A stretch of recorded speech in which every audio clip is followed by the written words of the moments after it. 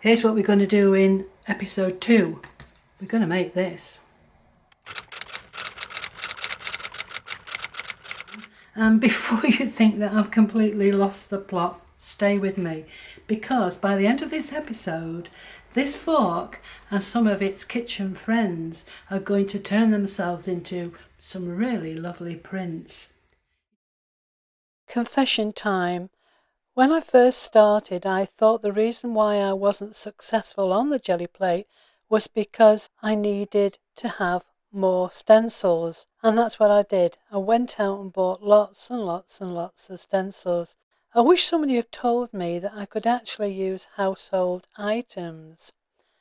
So today what I'm going to do is show you what you can use: spoons, forks, a piece of cardboard, a sink drainer, all the things you see in front of you. They're just there in your kitchen drawer. So after I've added a little bit of turquoise paint to the Gelli plate and rolled it out, I'm going to use the various different bits and pieces that I've found around the kitchen to make marks on the Gelli plate. So I've got here the little tube.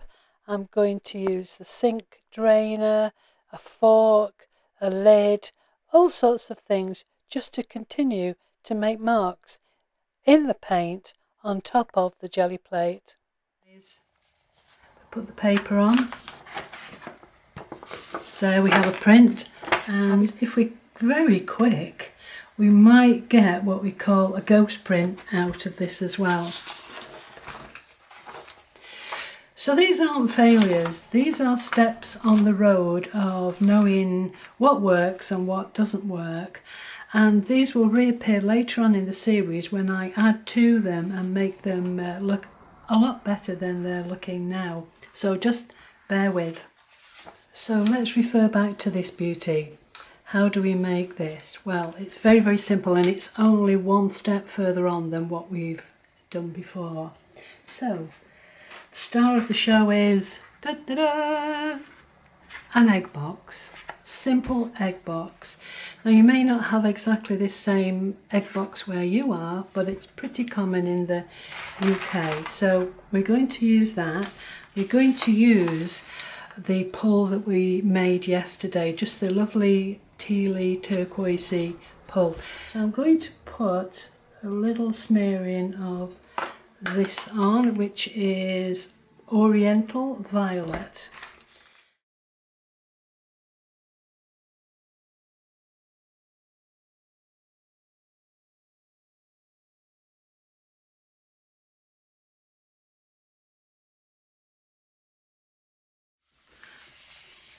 Gentle but firm rub.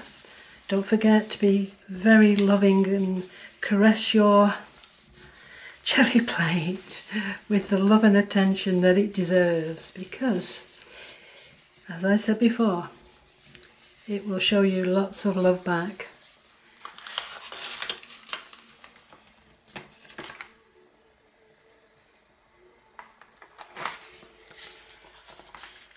There is another print.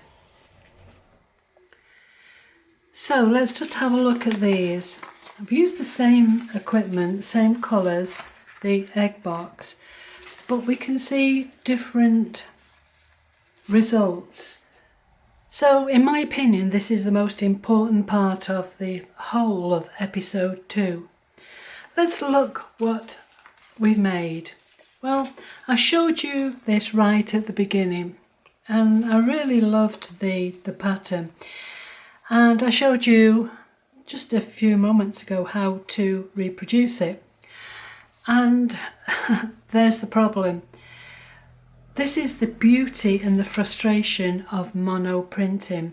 Even though you use the same, in this case egg box, the same paints, and you put them in the same order, you can get really wildly differing results.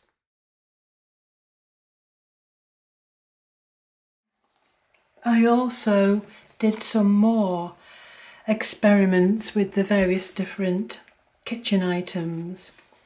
This is the the fork and the sink drainer. And again, got varying degrees of success. So what I'm going to do now is show you this.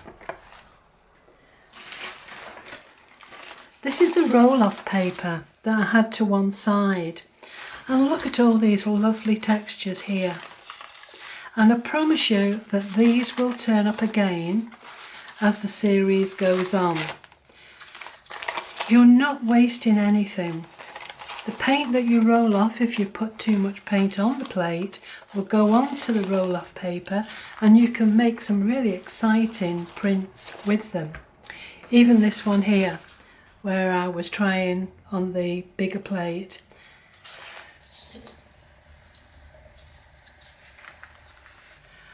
What I want you to do now is to go into your kitchen in the next few days, pull out some things from the kitchen drawer, knife, fork, spoons, anything that you can think of that's going to make a mark.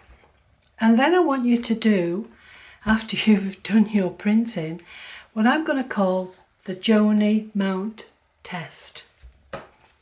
And here's the mount. Just look at that.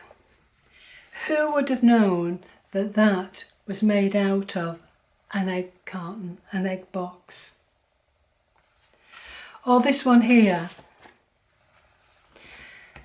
Look how different the whole pull looks when you isolate it by doing the Joanie mount test. And you can do this with a rectangular mount. It doesn't have to be square format, but I particularly like square format, so that's why I've been using the square Gelli plate.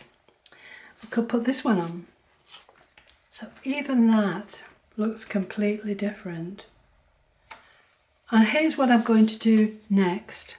I'm going to have two piles.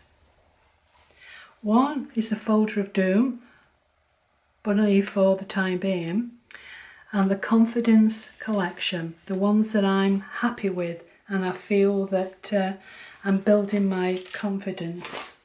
So let's put these into some kind of order.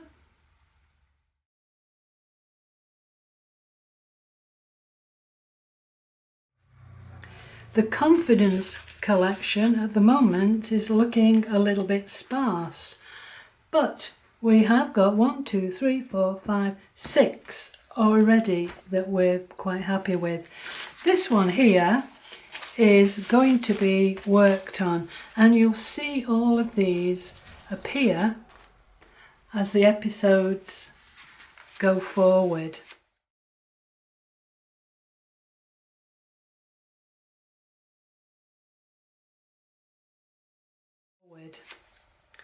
I hope you've enjoyed that. I hope it gives you confidence to get out your Gelli plate. Go and have a scoot around the kitchen, see if you can find anything that might be of interest to you. And the next episode will look at this, the mud wall, or how to avoid it. I'm sure we've all had occasions where we thought that we'd mixed two lovely colours together and all it did was produce a load of mud. So if you're interested in that, then don't forget to subscribe, because that way you'll know when the next episode has been uploaded. So until then, see you soon, and don't forget to bring your brew. Bye for now. Bye bye.